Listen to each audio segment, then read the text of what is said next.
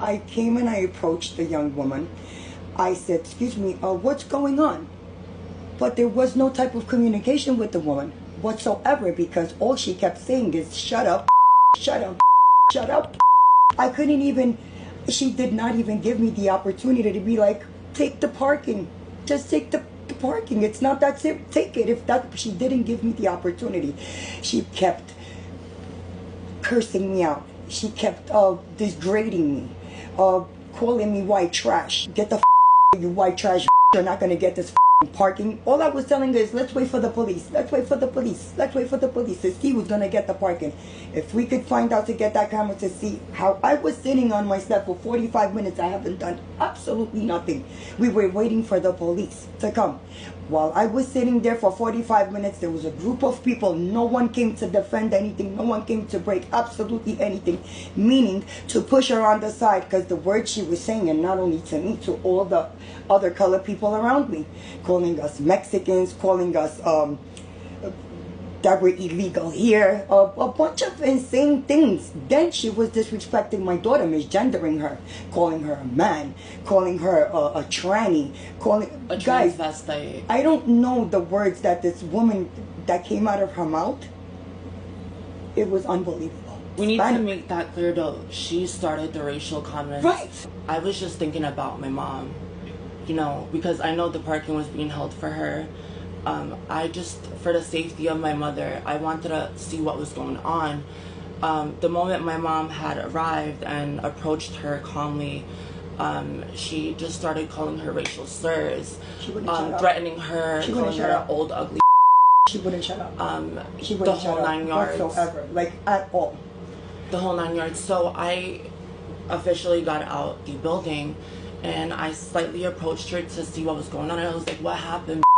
Because, you know, these insults were being heard by everyone. For a whole 30 minutes straight, she wouldn't, like, stop yelling. And I would understand if we reacted that way for a parking, but it wasn't for a parking. It was the way she approached us and provoked us for a whole 30 minutes straight, till the 45-minute mark where we got arrested because we were just only sticking up for ourselves. I regret that. It was very wrong of me to do. Very wrong of me to do. It wasn't right.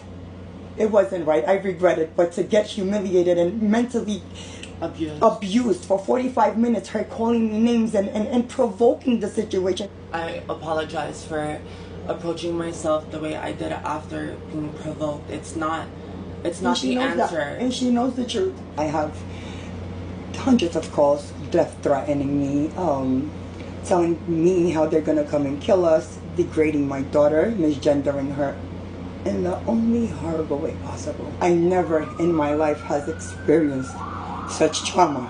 And not only that, I have my little one and I have appointments and I have surgeries coming up. I have a dog. My mom is older. I fear for my life. I've been threatened. I haven't been sleeping since I got out of jail. I haven't been able to rest. I have not been eating. I've been feared for my life. I haven't slept in days. I haven't eaten anything. Look how we're living.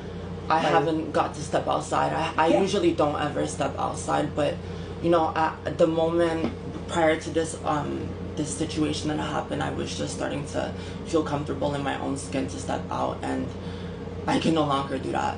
And God knows how long we'll be able to get that chance to be safe again or feel safe in our own environment.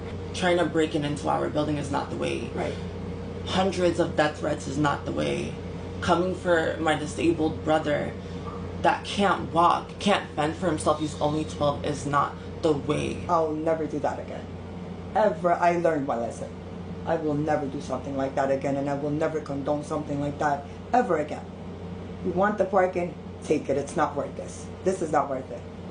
It's not worth it. We were actually inspired by someone from down the block and someone that actually lives from our street to put out a street cone so that we can like save parking.